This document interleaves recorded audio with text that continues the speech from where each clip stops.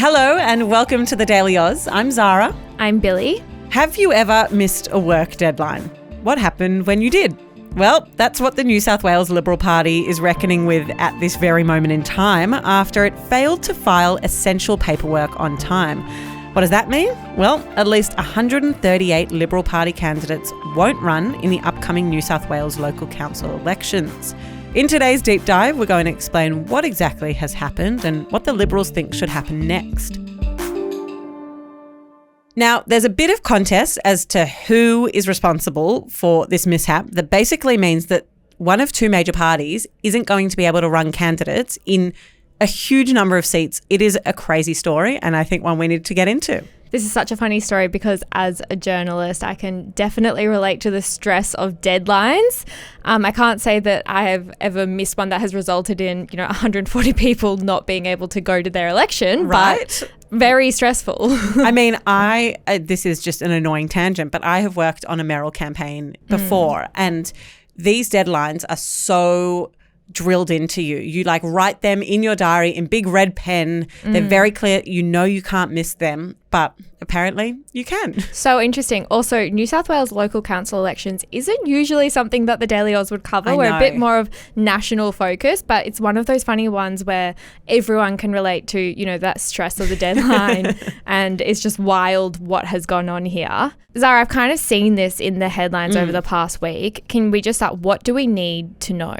Well, I think where we need to start with this story is just a bit of context about the New South Wales local election because, as you said, I will acknowledge that we actually spoke about the Melbourne City Council election. So it's a season for local elections. 2 for 2 of me just wedging in random political knowledge. But hey, so with New South Wales specifically, on the 14th of September, New South Wales will hold local council elections. And just a bit of a reminder here that in Australia, we have 3 levels of government. So we've got the local, state and federal government. When we're talking about local government, we are talking about councils. So the people that are responsible, for bin pickups and for rates and all of those sorts of things. That's different to the state and federal politicians who we elect. But one thing that's similar is that there are Labor and Liberal and many other Greens, independents. They do still stand for election in the local councils.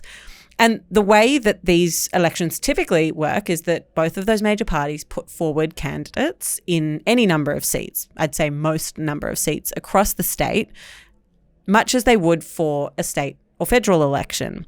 The New South Wales Electoral Commission, that's the body that oversees the election, sets a deadline for nominating candidates. That deadline was 12 p.m. on Wednesday, the 14th of August. After that point, no new candidates are allowed to register to appear on the ballot. Okay, so there's this deadline of 12 p.m. Wednesday, 14th of August. We are way past that now. Yes. So what happened? Someone missed it. Someone missed it. A whole lot of people missed it, actually. So after that deadline passed last week, it became very clear that something had happened with the Liberal Party. They had missed their opportunity to nominate candidates in a fair few local council elections. Those council areas that will have no Liberal candidates include Sydney's Northern Beaches, the Blue Mountains and Wollongong. And to give you a sense of the political gravity of the situation, there's an analyst, Ben Rao, who runs a popular election blog called The Tally Room, and he's estimated that the Liberals will miss out on 50 council spots that they would have won if those candidates had been running in those seats. That is wild. We have all made mistakes at work, but that feels like a pretty big one. A big one. So who is responsible for this? Who did it?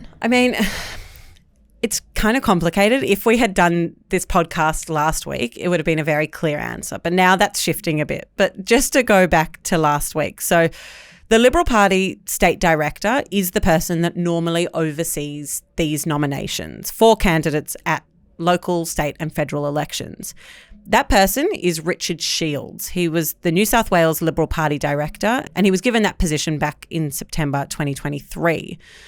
In a statement, he said that he had given responsibility for these nominations to another senior Liberal person whose name is Don Harwin. He said that he was doing this basically so that he could focus on the upcoming federal election. So just to recap, a man named Richard Shields, he is the New South Wales Liberal Party director. He delegated this task to someone who is senior in the Liberal Party called Don Harwin. Mm-hmm. And that's where we're at. That's where we're at. And so last week, the message that was coming out was basically by delegating, no one had taken responsibility for actually making sure that paperwork was filed on time. New South Wales opposition leader Mark Speakman was out in front of the media saying that this was a complete debacle, and he told Shields that he had to resign, that, the party couldn't move forward with him. That didn't happen. It ended up that Shields was fired on Thursday night. And in a statement last week, the Liberal Party said what occurred this week is simply not good enough, then promised to refund nomination fees paid by candidates who now can't run. If the story had stopped there, it would have been pretty wild, but over the weekend, it took a step further. Okay, so the big boss, Richard Shields, has not resigned. He's been fired, but Correct. He's out of the job. What happened to the person he delegated to, Don Harwin?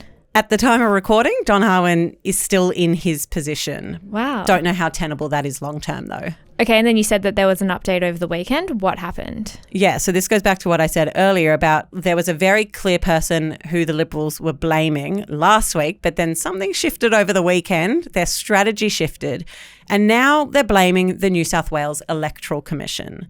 So what they're delegating more. Exactly. Who wants to take the blame? Exactly. So now the New South Wales Liberal Party is saying that it's the Electoral Commission's fault that they missed this deadline because the Commission only gave 5 days notice instead of 7 days notice that the deadline was looming, and that in losing those 2 days of publicly declaring you must file your candidates by this date, that they are responsible for the Libs not doing it.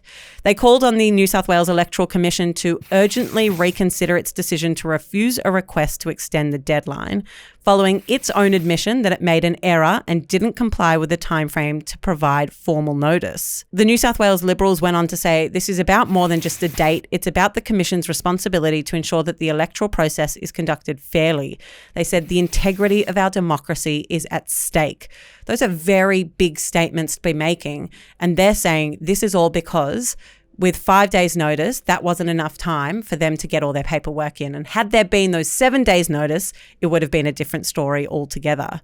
The New South Wales Libs said that if the Commission doesn't extend the deadline, then they'd pursue legal action in the New South Wales Supreme Court. So that's quite an ultimatum. It is. What did the New South Wales Electoral Commission respond? I mean, it was just a flat out no. They truly did not even entertain the conversation. So this all came to be, over the weekend, and by Sunday afternoon, we had a clear answer for the New South Wales Electoral Commission. They were not going to be extending the deadline any further. In a statement, they said there would be very significant ramifications to the election if that deadline extension was granted. To back up their point, the Electoral Commission said that they'd provided notice of this deadline months in advance on their website, on advertising, and directly to the major parties. Specifically, they said that the political parties and candidates had been advised of the 14th of August deadline as early as May. So they're trying to rebuff any suggestions that it was their fault that the Libs didn't get their deadline in. Wow, so interesting. It's literally like there are two truths. Like one Completely. group has one list of facts and another has a completely different set of facts. Okay, and we mentioned that there was an ultimatum that the New South Wales Liberal Party said that they would be pursuing legal action if the New South Wales Electoral Commission denied extending the deadline, which they've now done. Will we be seeing legal action? I mean, that's the golden question. There was this ultimatum and we've had a no from the Electoral Commission, so it would follow that they will now sue. We haven't had explicit recognition from the New South Wales Liberals that that's what they're going to do.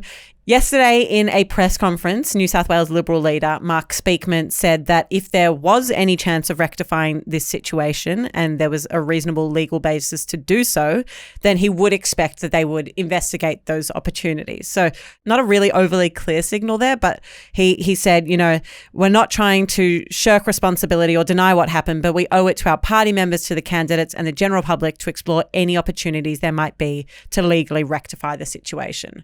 What has the commentary been like about this online? I mean, I think it's fair to say it hasn't exactly been favourable towards the New South Wales Liberal Party. And members of that party are identifying that this has been catastrophically handled. So I don't think it's a partisan thing to say. I think that, everyone acknowledges that this has just been mishandled completely.